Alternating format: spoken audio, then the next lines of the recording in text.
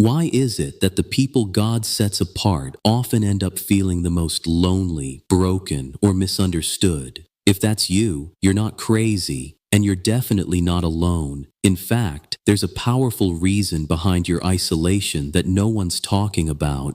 Reason 1. Isolation is God's training ground. You keep asking, God, why does it feel like everyone's gone? But what if that loneliness isn't rejection? It's redirection.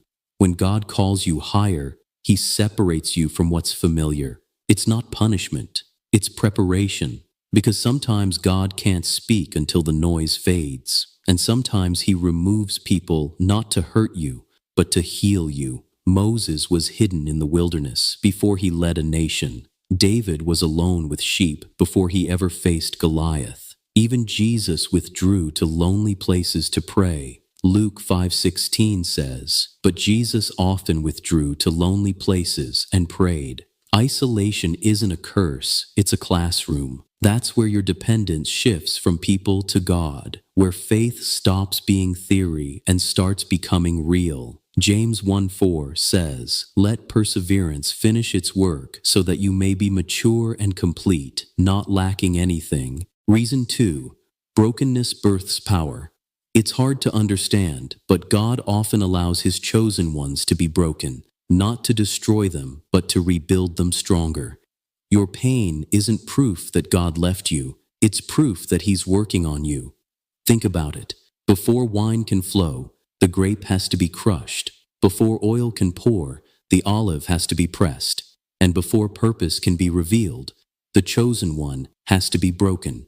David said in Psalm 34:18, "The Lord is close to the brokenhearted and saves those who are crushed in spirit."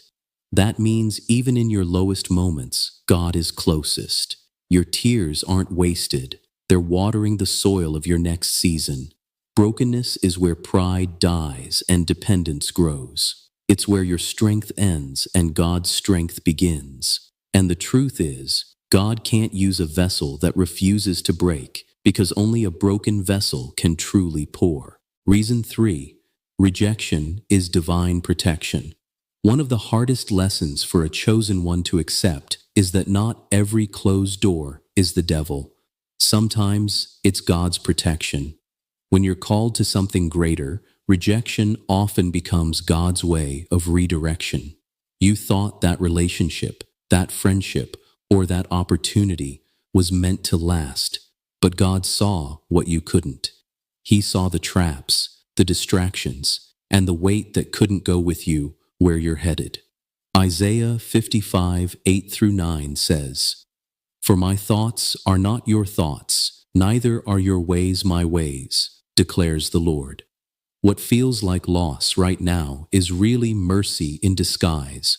God will shut doors you begged Him to open because He knows the wrong yes could delay your destiny. So the next time someone walks away, thank God for it. He didn't let them reject you to break your heart. He let them reject you to protect your purpose. Because every time someone leaves, it's making room for who and what belongs. Reason 4, spiritual sensitivity attracts opposition.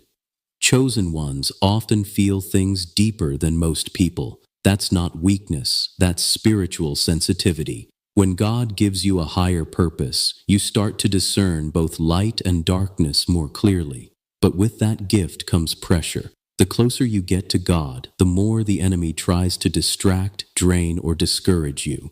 Ephesians 6:12 reminds us, "For we wrestle not against flesh and blood, but against principalities and powers, against the rulers of the darkness of this world." Your battle isn't with people, it's with the unseen. That's why things feel heavier for you. That's why you sense tension in rooms others feel fine in. Your spirit picks up what their flesh ignores. The enemy targets sensitivity because it's your greatest weapon. If he can make you doubt your discernment, he can silence your power. But what he doesn't realize is that every attack only sharpens your awareness of God's presence. So don't see your sensitivity as a curse. It's confirmation. You're not too emotional. You're spiritually tuned.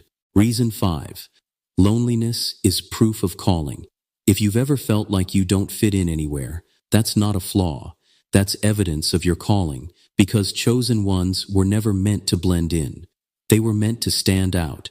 God separates before he elevates. Joseph was isolated before the palace. Elijah hid in a cave before revival came. Even Jesus walked a lonely road to the cross, not because he was weak, but because destiny demanded it. John 15:19 says, "If you were of the world would love you as its own. But because you are not of the world, I have chosen you out of it. Therefore the world hates you."